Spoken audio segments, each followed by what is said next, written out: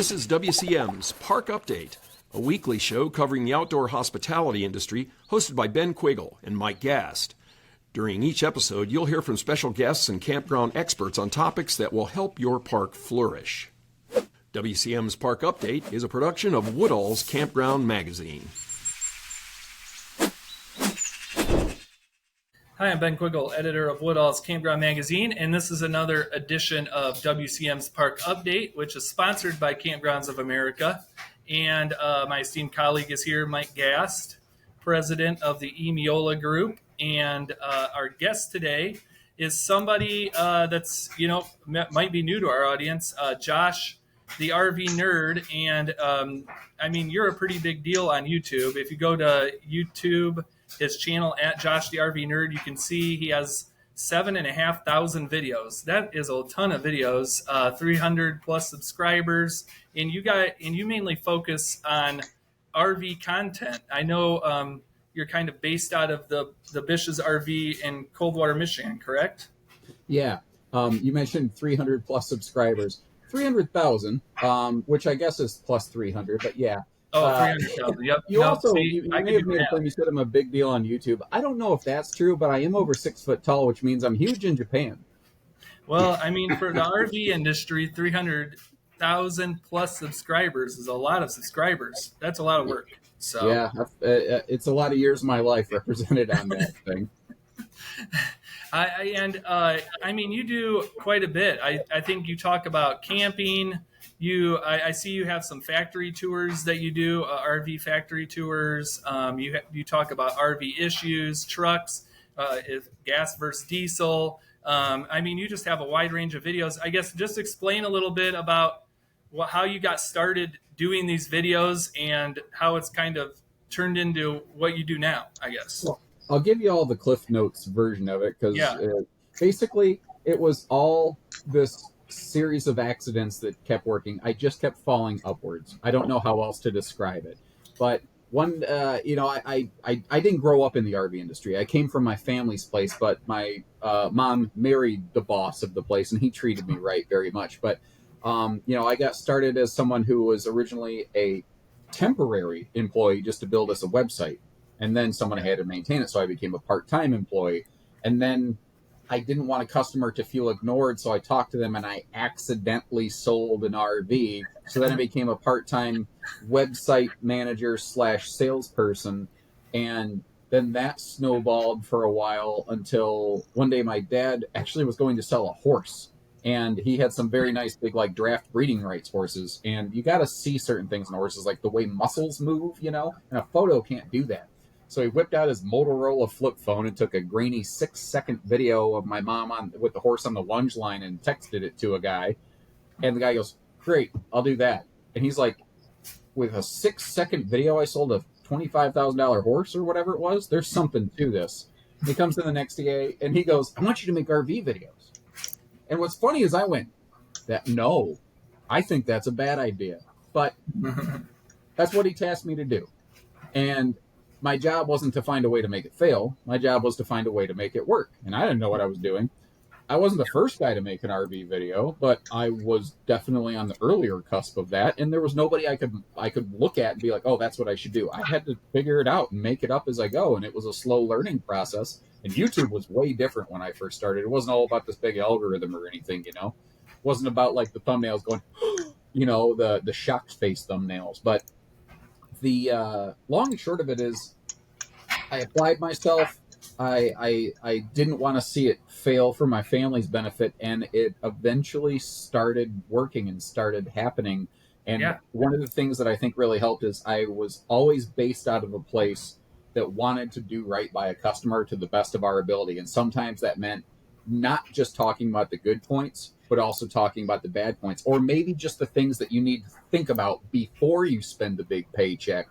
And I've been very blessed to be under leadership my entire career in the RV industry that has supported, sponsored, and allowed that to happen. Because I couldn't do what I do if my leadership wasn't okay with it.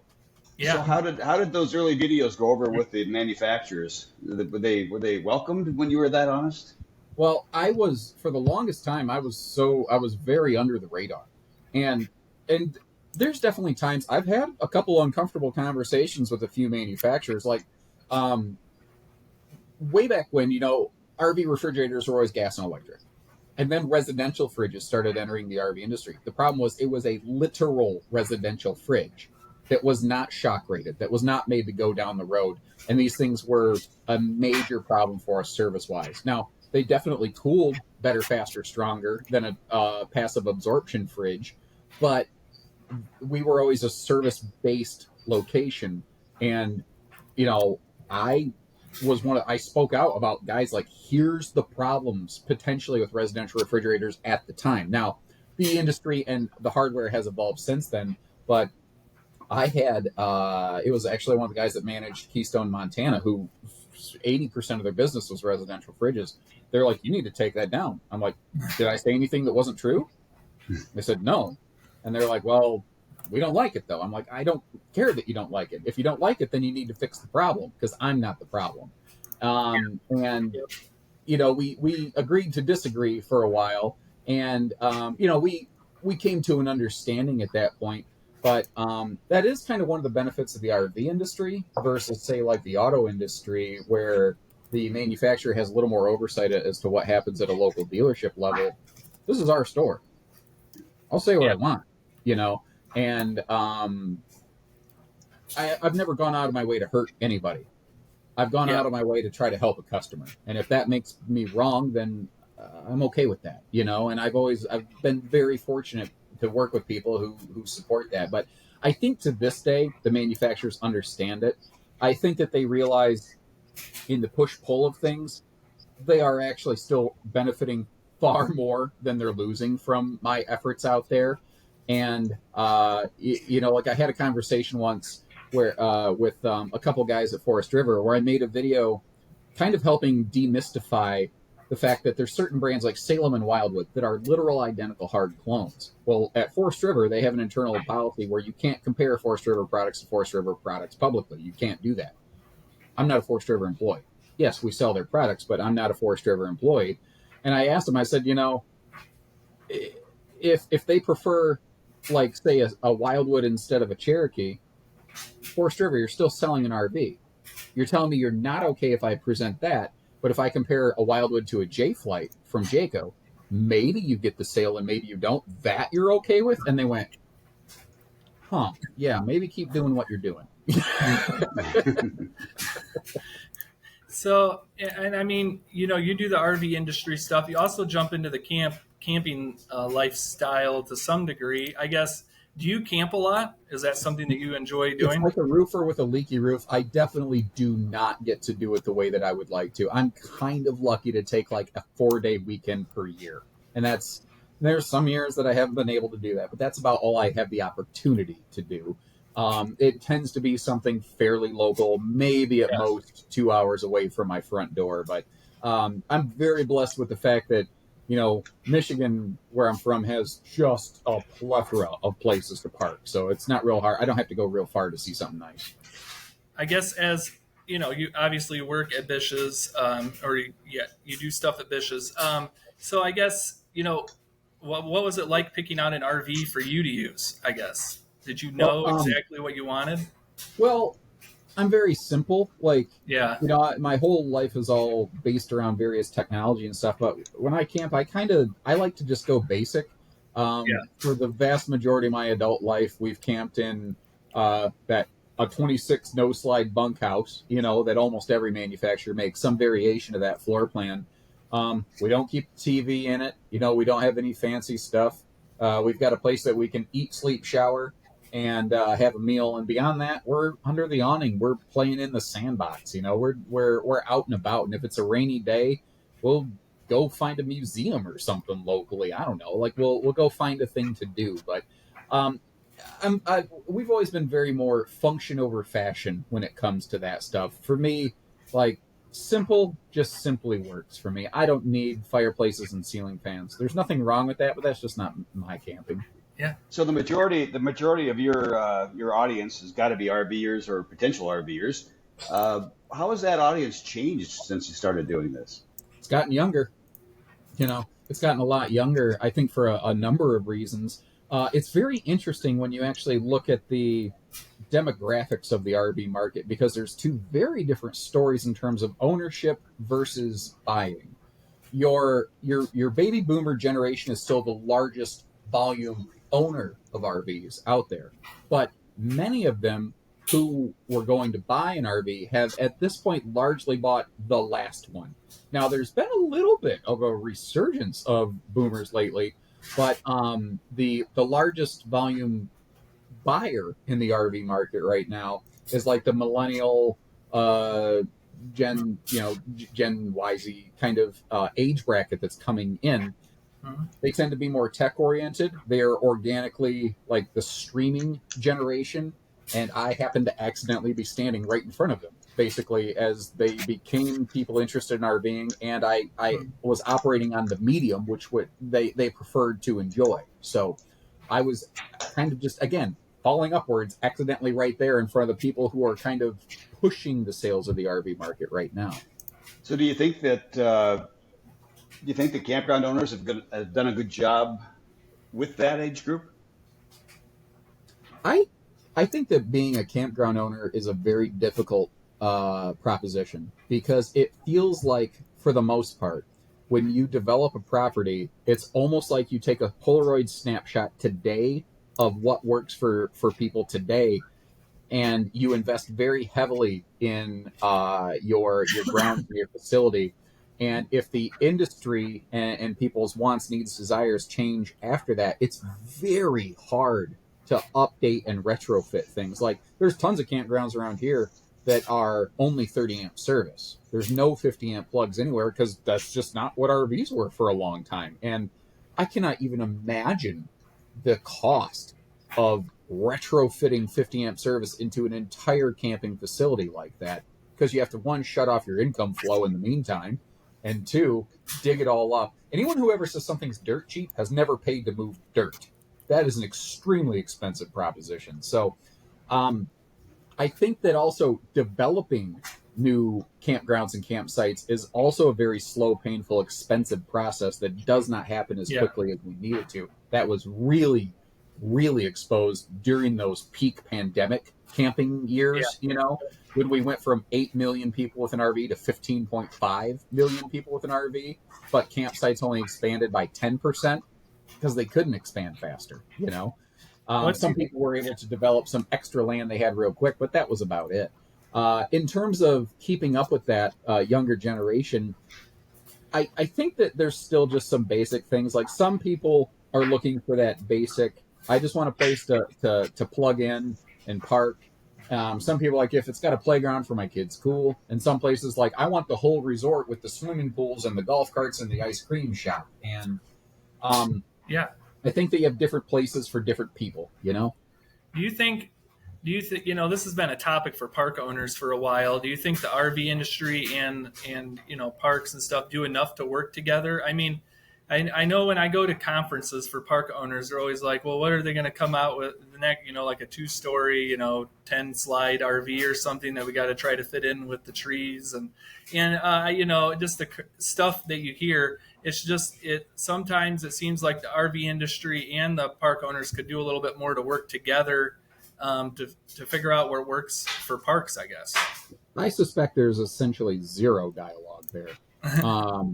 And I experienced some of that personally. We years and years ago printed out this giant map of Michigan, Indiana, Ohio, centered around our dealership. And I reached out to every campground I could find within like a 500-mile radius that fit on that map, and just said, hey, we're asking for nothing from you. No, don't spend any money. If you can just send us a stack of your flyers. We have a turnstile up here with all these flyers, and we'll put pins in the map on where they can go. Because if you think about it, what's interesting is RV dealers and RV campgrounds, they have the same customer, but it's one of the very few times there's no fighting for that customer. We just happen to have the same customer. Yeah. And it was unfathomable how many of these places either never returned a call despite multiple attempts. How many places the response I would hear is, well, let me ask my spouse to see if they think it's worth it. Wow. Don't let me put you out or anything. every one of your customers started at a place like mine first. And it's incredible how many people will spend. I'll talk to people like Josh. I spent 2, 3, 5 years researching this before I finally bought the one.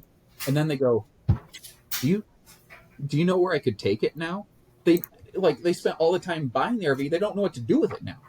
And I was trying to give them a place to go, and that was very difficult.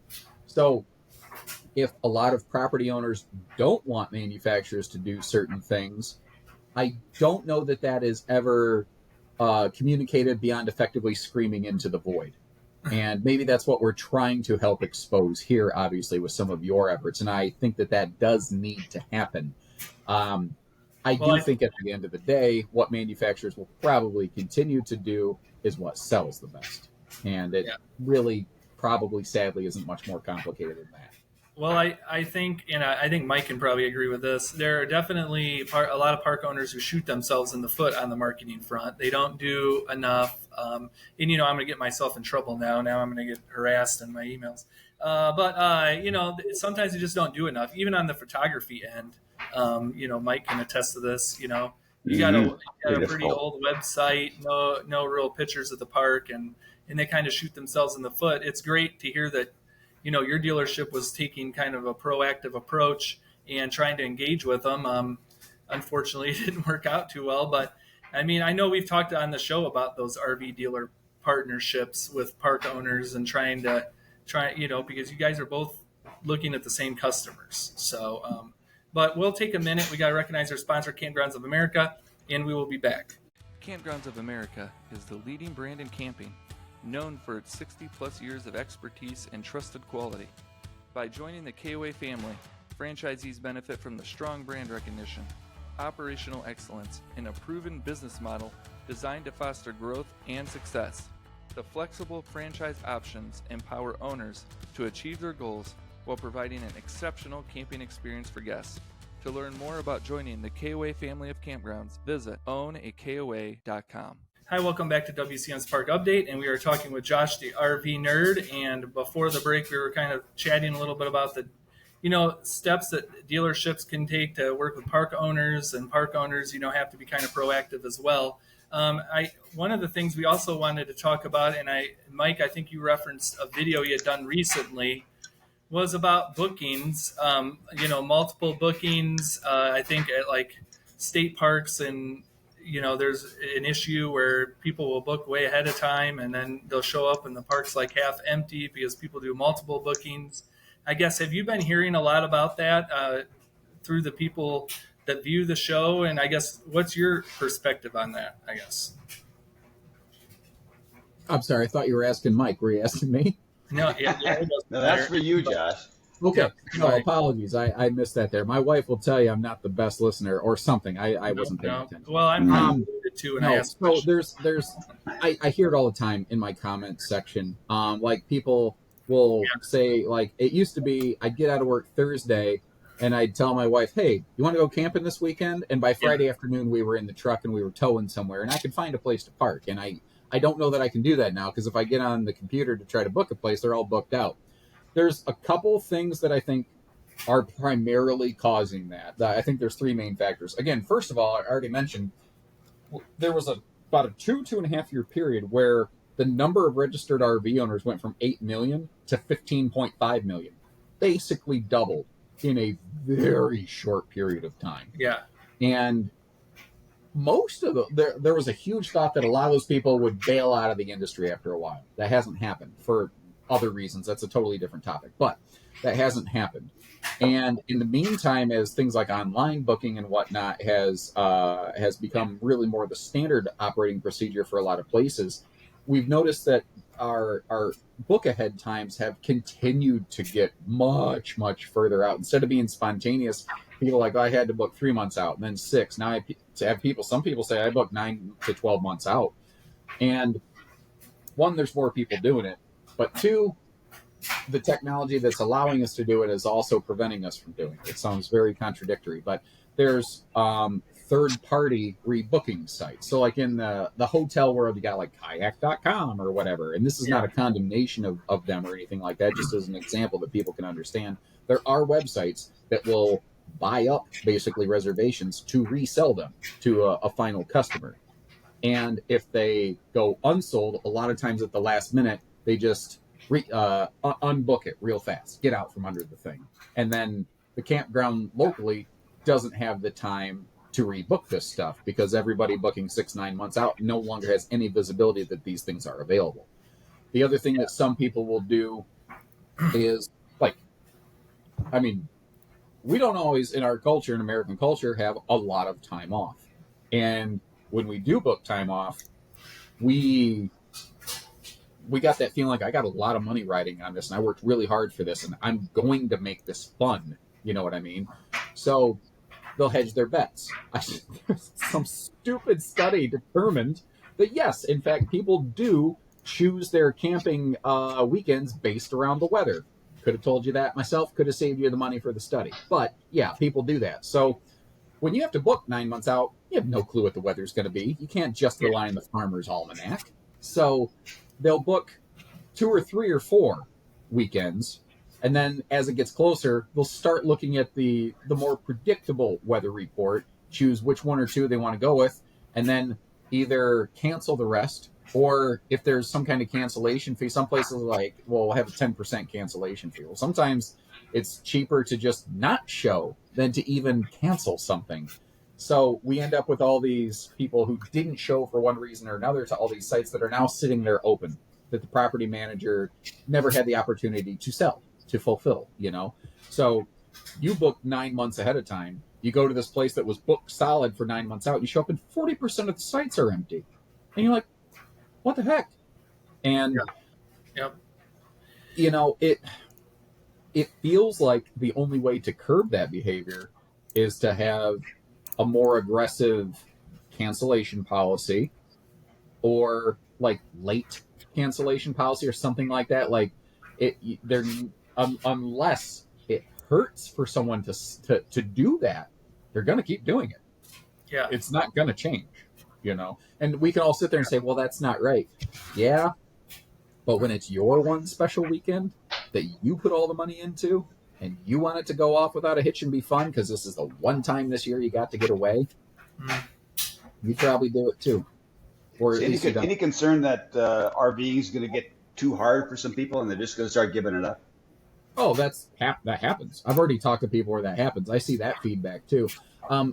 It's really cool with my audience. I have such a wide dichotomy of people who either are wanting to buy an RV, have purchased an RV and have hung around, have for whatever reason left the industry and still hung around, or people who are looking to get into it. So I have a very wide spectrum of people there. And there's definitely people who are like, man, I really wanted to do this.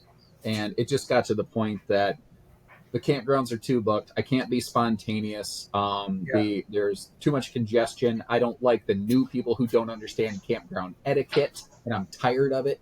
There's definitely people who have just lost their taste for it. What's interesting is some of the park owners that Mike and I have talked about have been noting that the booking windows are getting shorter. So like COVID, people were scheduling way out in advance, but they have noticed that people are being a little more spontaneous now. Is that something that you've noticed a little bit of a shift in? Are those windows getting a little bit shorter where people aren't planning quite as far ahead, I guess? Well, talking to people I know that like a guy that I know, Tony and Peggy Barthel, they have their own little thing. You know Tony and Peggy, I forget. Yeah, we all run in the same circle. But they're in California, and they've been Forest River ambassadors, and driving over to northern Indiana a couple times. I talked to Tony and Peggy. I'm like, hey, I'm curious because I know I can trust you. You don't know where you're going to park tonight. How has that worked out? And he goes, I've never had a problem finding a site anywhere. Like maybe a couple times I had to call 1 or 2 places, but I never had to go out of my way to find a place. There was always a place for me to park. Maybe it wasn't always the perfect high-end resort that I wanted to go to, but I always had campsites. That was never a problem. And but when you have people like my mother or my wife who are alpha level planners who, if they don't have today down in an itinerary to a workable degree, they are stressed to the max. Yeah. I get that. So That we'll find a place to park tonight. That worked for my dad, doesn't work for my mom.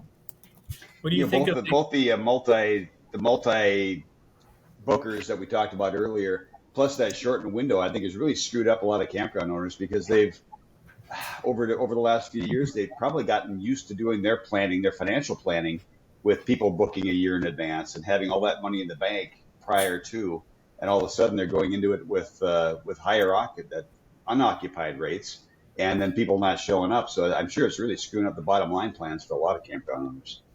Yeah, I would have to imagine that's true. Absolutely. But the hard part is they probably have to do what they don't want to do, that nobody wants to do, but to necessary to them is, again, a more stringent cancellation policy is the only reasonable way I can think of to insulate them from that. And I think that's fair. That site is their income. And if you committed to being there and then you back out on 3 of them, man, that ain't fair to the property owner. That's not reasonable. The other thing that's kind of becoming popular is, and Campgrounds of America actually just partnered with this company too, Sensible Weather, and there's been a couple other larger corporations that own parks that have done this, and maybe it'll catch on. The idea of insuring your trip against bad weather.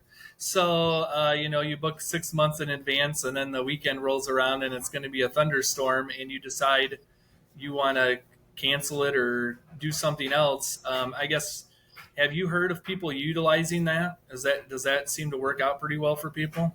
I'm aware of that because it's no different than insuring your airline trip. That's a normal Disney policy or whatever. Insure your trip against disaster or whatever. I don't really know of people that have been doing and or using that, but I think that I think it's a great idea. How much people have taken advantage of it, I don't really have any visibility of that on my end of things. Yeah, I mean, I'm not for sure how many people have been taking advantage, but it might be in a way for park owners too, to kind of weather some of those issues too. I guess as you look ahead to the camping, outdoor hospitality industry, do you expect things to continue going pretty strong? I mean, the RV industry is doing a little bit better this year than I thought they would, I guess. So. Yeah, so there's a couple factors there.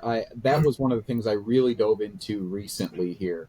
If you just, depending on who you listen to, you get all these different stories, and I think the truth is somewhere in between, at least from my nerdy seat over here. But a lot of the industry is really touting shipments are up. The industry must be doing better. Yeah. But shipments and sales are not the same thing. If you look at sales this year versus last year, sales are down.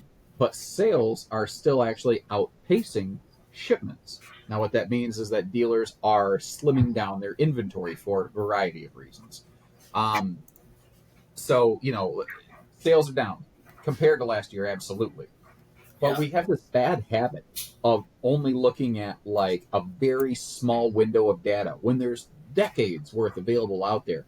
And if you look at, say, sales in the industry over a 10-year span, it basically mostly goes up, and then there was this crazy COVID hump, and now it's kind of coming back down off of that.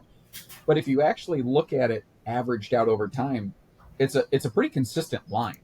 Overall, it's still pretty much going in a more positive direction. There's periods where there's a flattening out period, and what we're experiencing right now is the industry robbed Peter to pay Paul.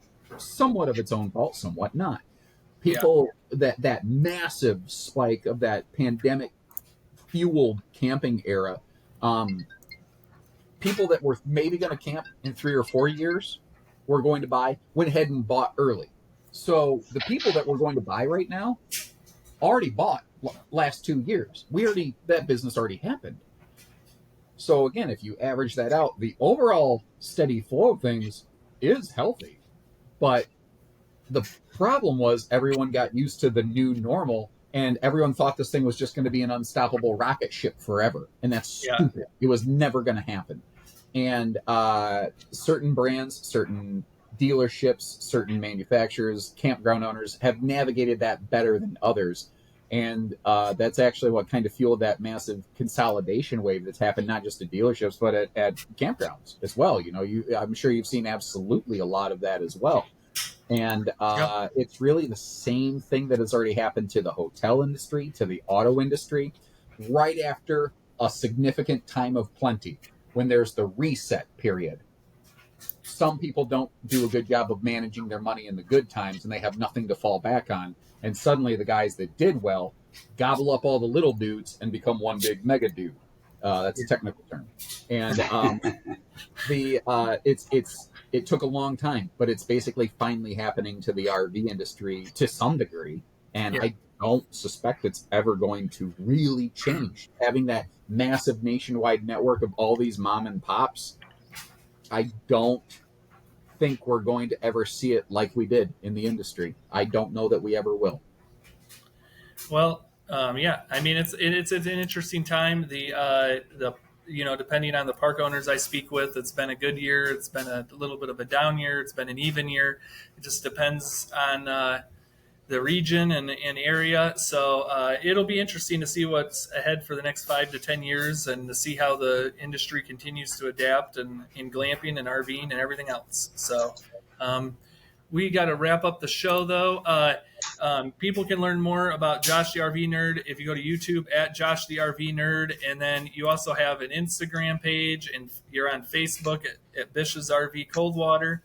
And of course, you could always stop in at the Bish's in Coldwater, Michigan. Maybe you could see Josh in person if he's and probably get one of those hats. Yeah, and the then hats you can get, actually the hats, the shirts, and as Mike and Ben were saying before the show, even the underwear are available. I have my own little nerdy, silly merch store. Mike's shaking his head like there's no way I'm ever wearing your face on underwear. You know what, Mike? I wouldn't either. Well, you kind of, you only have men's underwear, right? Or do you have female underwear too? So you got to do both. So I mean, the underwear identifies unisex. Okay, unisex. Okay, all right, there you go. There you go. For everyone. Pronouns, right, Ben? Yeah. So luckily, this is at the end of the show. But if you look at Josh's face and you're like, I want to wear his face on a shirt, you can go buy it. So, but anyways, thank you, Josh, for joining us, and thank you for all the insights, and thanks everyone for watching. And we will be back again next week. Thank you for listening to WCM's Park Update, a production of Woodall's Campground Magazine. Join us for a new show each Tuesday at 3 p.m. Eastern on Facebook, YouTube, and wherever you listen to podcasts. Follow us on Facebook and LinkedIn for daily news and updates, and subscribe to our news feed on our website at woodallscm.com.